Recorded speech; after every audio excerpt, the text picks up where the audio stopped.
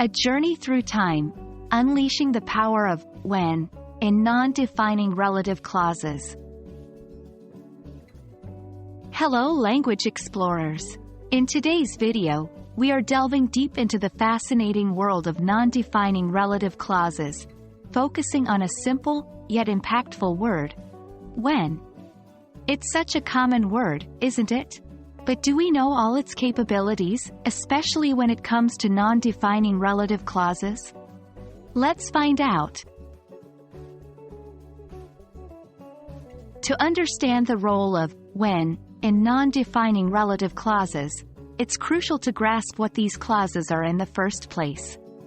Non-defining relative clauses, also known as non-essential or non-restrictive relative clauses, are parts of a sentence that can be removed without changing the overall meaning.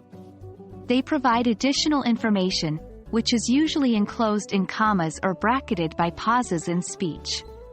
For instance, in the sentence, "The book, which I bought last week, is very interesting," the part in bold is a non-defining relative clause.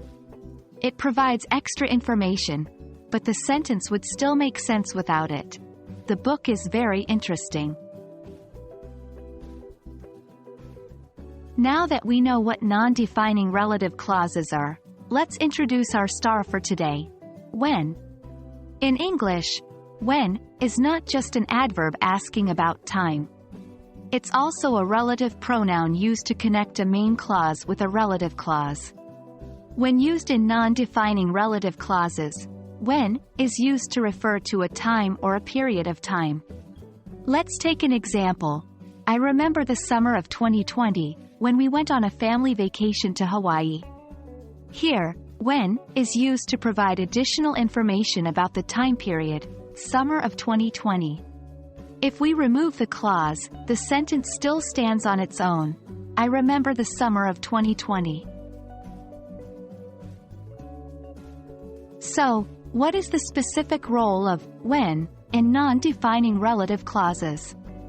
In such clauses, when acts as a linking device, connecting the main clause with additional information about a specific time or period mentioned in the main clause.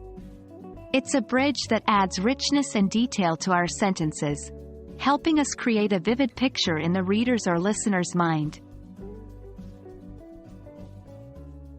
The best way to understand the use of when in non-defining relative clauses is by practicing. Try to create sentences where you describe a memorable event, using when to add a non-defining relative clause about that time. For instance, do you recall the day when we first met at the coffee shop? And there we have it. You now know the magic that when brings into non-defining relative clauses, making your English more descriptive and engaging. Don't forget to practice what you've learned today, and very soon, you'll be mastering these clauses like a pro. Stay curious and keep exploring the beauty of language. Until next time, happy learning!